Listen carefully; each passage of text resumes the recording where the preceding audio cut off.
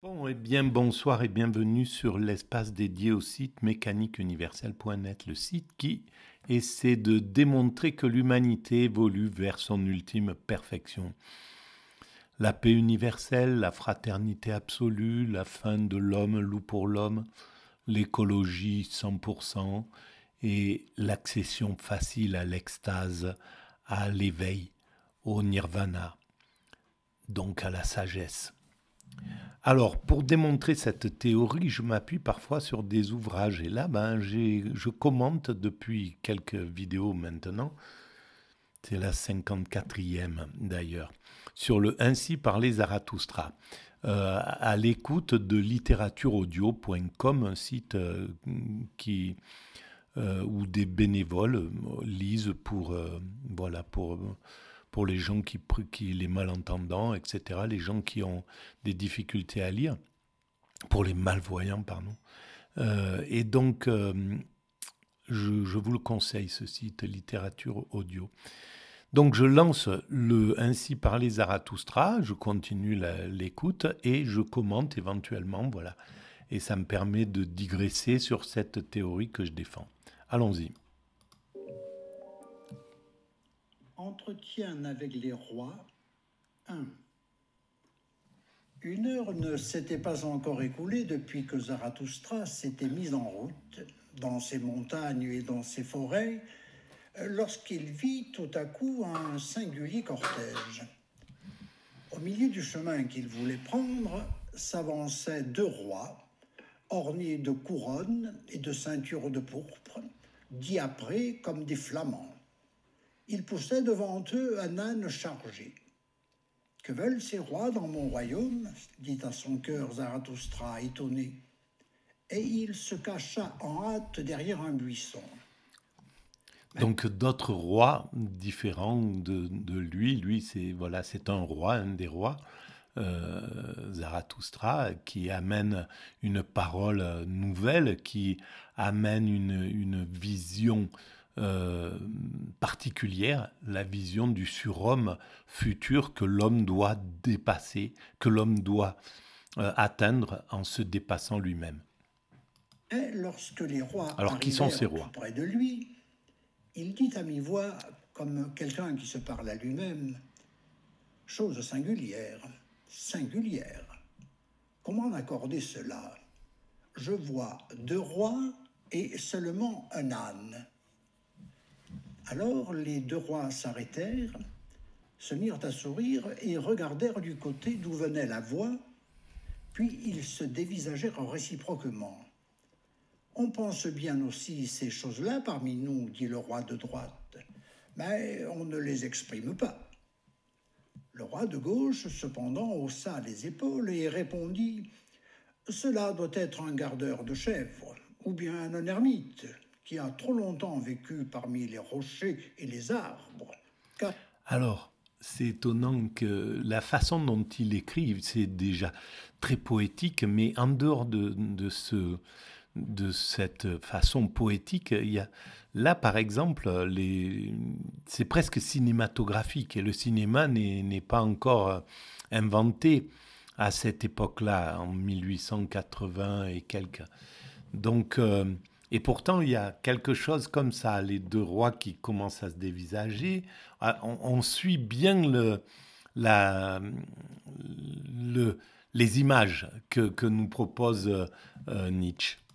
C'est intéressant à remarquer. Société du tout gâte aussi les bonnes mœurs. Les bonnes mœurs, repartit l'autre roi d'un ton fâché et amer. À quoi donc voulons-nous échapper, si ce n'est aux bonnes mœurs, à notre bonne société?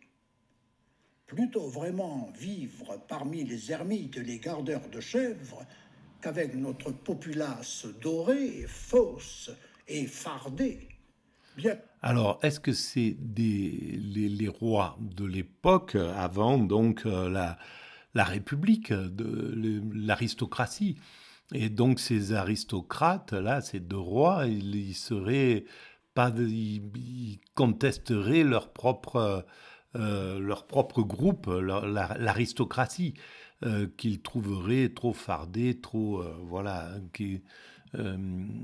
qui ne jugeraient pas à la hauteur d'être d'avoir leur présence. Et ils préféreraient être avec des paysans, voilà. Qu'elle se nomme la bonne société. La bonne société, bien qu'elle se nomme noblesse. C'est peut-être, la noblesse, voilà. Tout est faux et pourri. Ou la bourgeoisie, Avant peut-être, tout, de le sang, l'époque.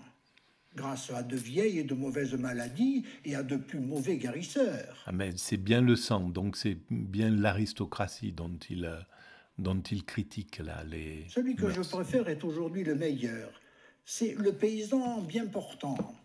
Il est grossier, rusé, opiniâtre et endurant.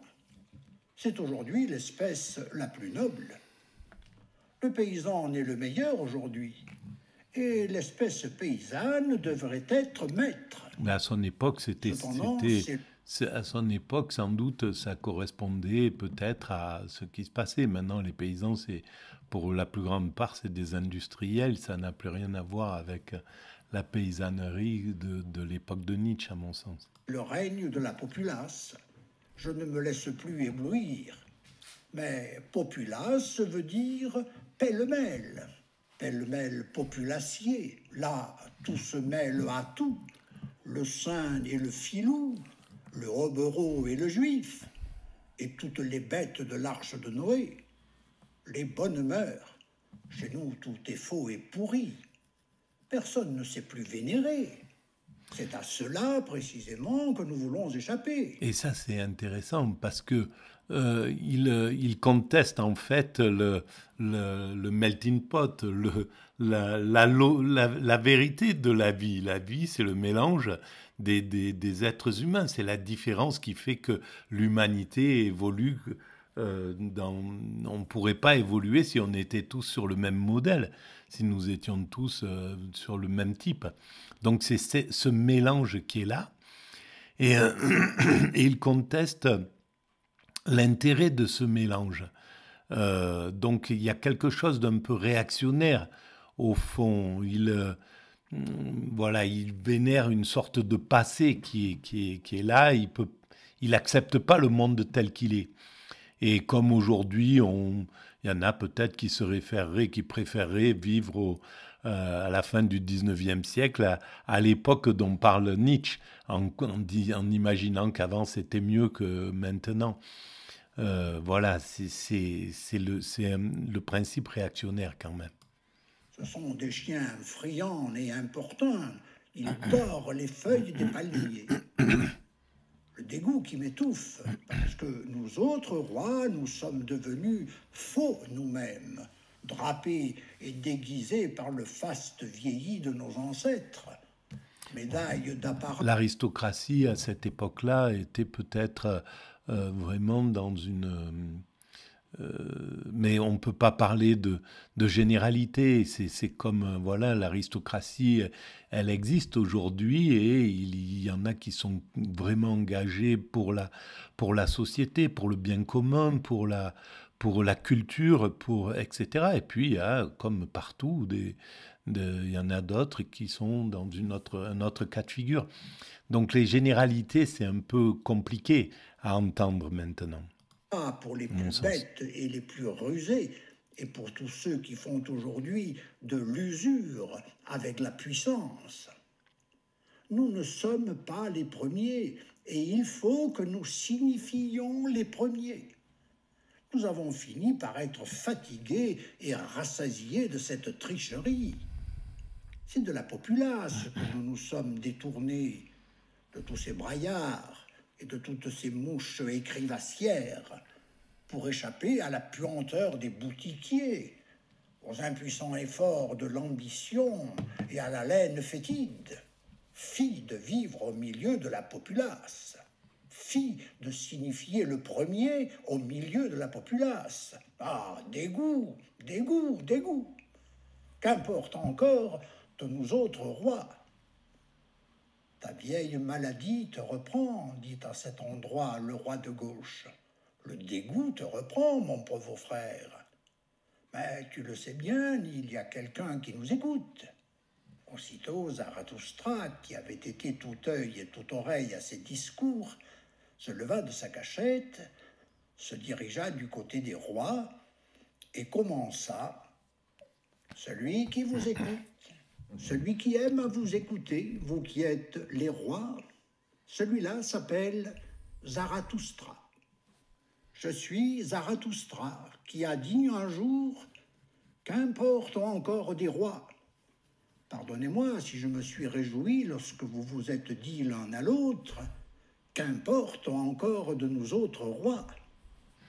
Donc, qu'importe encore l'aristocratie, mais pas l'aristocratie en tant qu'existence, l'aristocratie en tant que pouvoir, que puissance, etc. C'est peut-être ça qu'il critique, Nietzsche.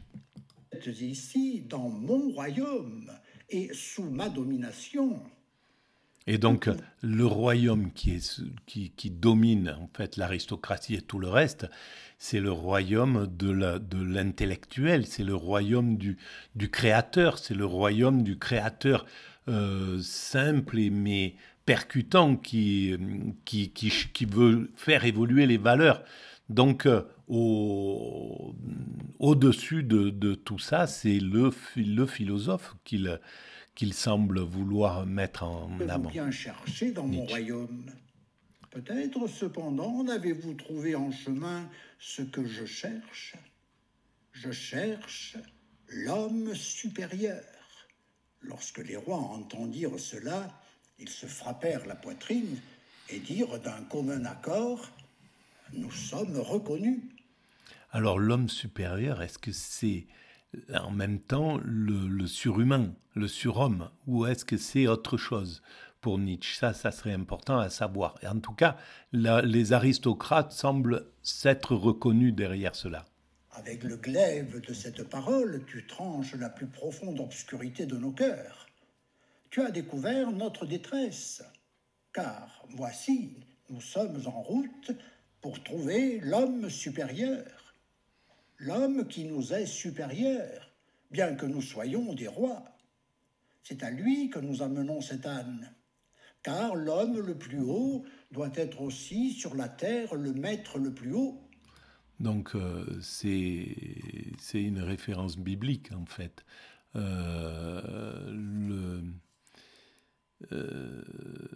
Les disciples qui amènent un âne à Jésus. Bon, Nietzsche était vraiment pétri de spiritualité dans son enfance, très certainement. Il n'y a pas de plus dure calamité il y a beaucoup de références dans comme les ça destinées humaines dans que son lorsque travail. les puissants de la terre ne sont pas en même temps les premiers hommes. C'est alors que tout devient faux et monstrueux, que tout va de travers.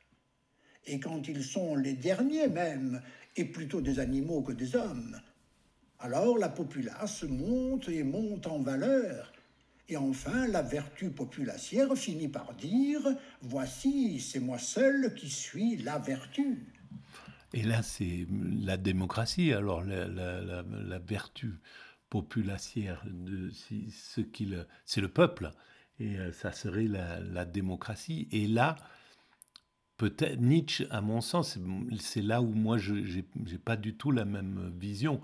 Le peuple, pour moi, est... c'est pas pour rien que l'humanité en a fait maintenant le souverain.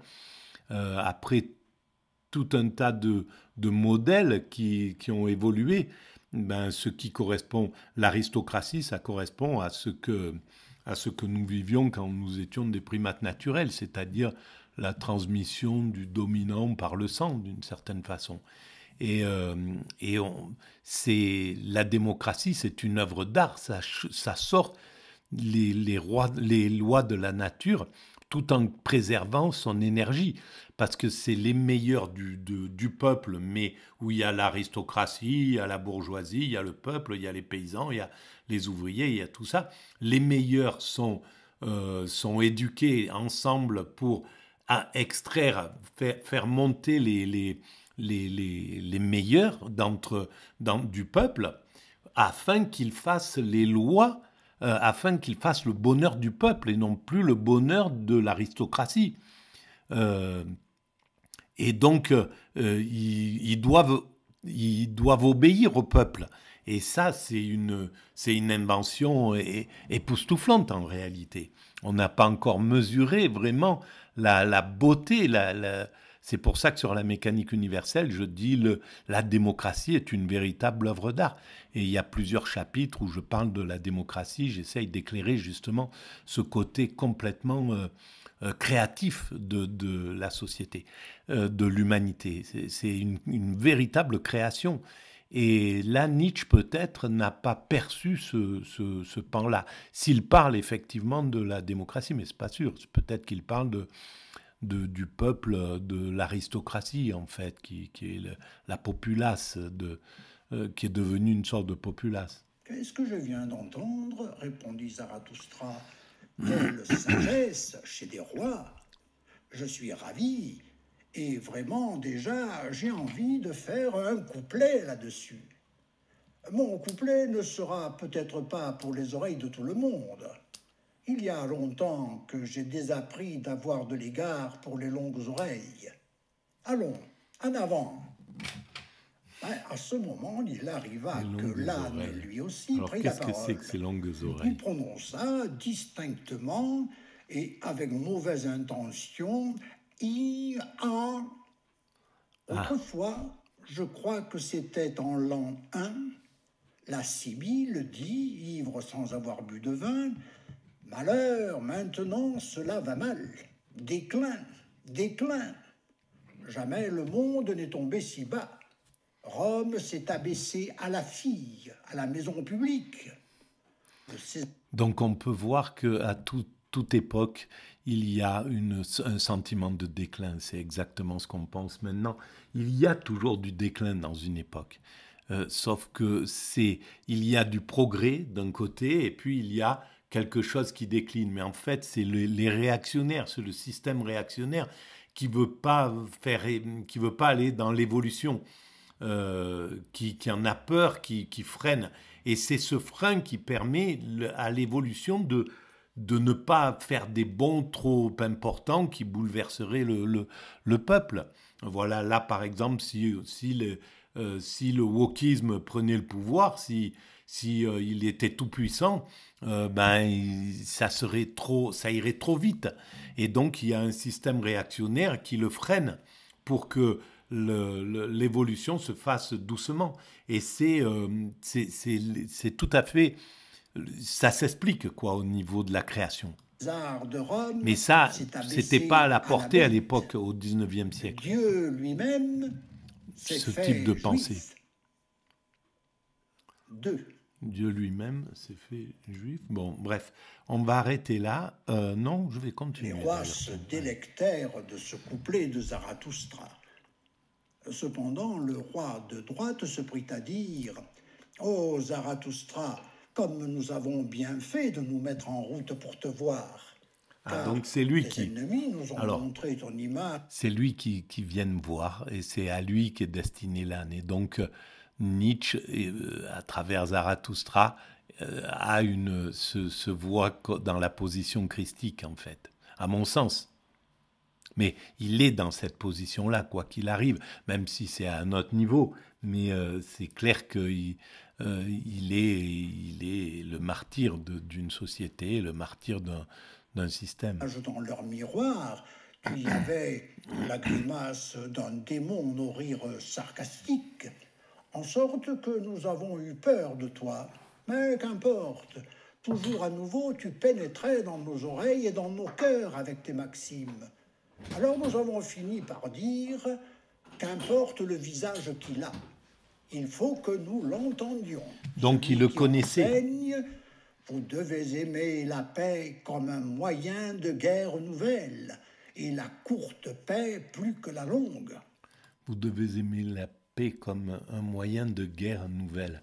Et c'est pas pour rien. Donc c'est vraiment l'inverse de ce que des récupérateurs de Nietzsche, de la pensée des récupérateurs de Nietzsche. La paix comme une guerre nouvelle, mais la paix, une paix qui transcende tout, qui va au-delà c'est pas une paix ordinaire qui qui, qui attend la prochaine guerre d'une certaine façon. Jamais personne n'a prononcé de paroles aussi guerrières. Qu'est-ce qui est bien? Être brave, voilà qui est bien. C'est la bonne guerre qui sanctifie toute cause.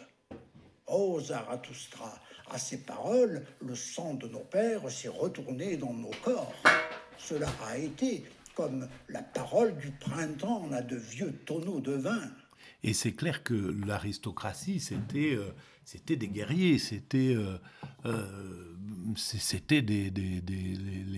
des courageux, faut le reconnaître. Ils étaient sur les champs de bataille, etc. Donc, c'est peut-être ça qu'essaye de mettre en lumière, malgré tout, Quand les Nietzsche. glaives se croisaient, semblables à des serpents tachetés de sang, alors nos pères se sentaient portés vers la vie. Le soleil de la paix leur semblait flou et tiède. Oui, mais voilà. Alors, il parle d'une époque passée. Je pense pas que Nietzsche parle de ramener ces guerriers, de ramener ce type de guerriers. C'est les guerriers de la paix qui sont le guerrier qui travaille sur lui-même pour atteindre le surhomme. C'est ça, c'est ce guerrier-là dont, à mon sens, Nietzsche parle. Mais la Parce que longue paix leur faisait honte. Comme ils soupiraient, nos pères, lorsqu'ils voyaient au mur des glaives polis et inutiles. Semblables à ces glaives, ils avaient soif de la guerre. Parce que la guerre de tout temps, chez les Grecs, par exemple, il y avait une saison de la guerre, quasiment, il me semble, hein. Donc c'était chaque année, il y avait la guerre. C'était une façon de, de, de peut-être de distinguer les valeureux, et parce que le courage à ce degré était ce que la société humaine attendait. Elle avait besoin de ce type de courage. Maintenant, on a besoin d'un autre type de courage. Et on a besoin peut-être, la société actuelle, de courageux industriels, j'en sais rien, et qui vont être dépassés, qui sont peut-être déjà dépassés, et les prochains courageux que l'humanité va avoir besoin, c'est ceux qui vont avoir l'aptitude à universaliser, à faire la paix, à changer à amener l'humanité sur un système universel et généreux, etc. Vraiment passer à un autre degré, avec des nouvelles valeurs, et c'est peut-être ça, les nouveaux guerriers qui sont en attente. Car un glaive veut boire du sang, un glaive scintille de désir. Tandis que les rois parlaient et babillaient ainsi avec feu de Et la babiller, félicité de leur voilà. père, Ouais. Zarathustra fut pris d'une grande envie de se moquer de leur ardeur, Ah, car c'était évidemment des rois très paisibles qu'il voyait devant lui, des rois au visage vieux et fin. donc Mais il c'était se passé. surmonta. Allons, en route, dit-il. Vous voici sur le chemin. Là-haut est la caverne de Zarathustra. Et ce jour doit avoir une longue soirée. Mais maintenant, un cri de détresse pressant m'appelle loin de vous. Ma caverne sera honorée si des rois y prennent place pour attendre. Mais il est vrai qu'il faudra que vous attendiez longtemps. Eh bien, qu'importe. Où apprend-on mieux à attendre aujourd'hui que dans les cours?